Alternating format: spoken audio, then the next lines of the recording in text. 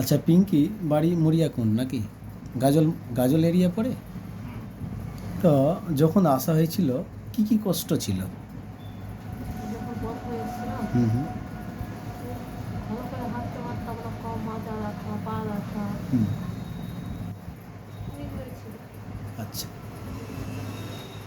চলাফেরা করতে অসুবিধা হতো, পা ঝাঁপিয়ে দিতে পারতাম না। এখন কেমন আছে? এখন ভালো। কতটা কম আছে? ওই 100%-এর মধ্যে 50%। 50%। 50%। এর আগে আমার স্যারকে দেখানো হয়েছিল, সন্তোষবাবুকে, তাই না?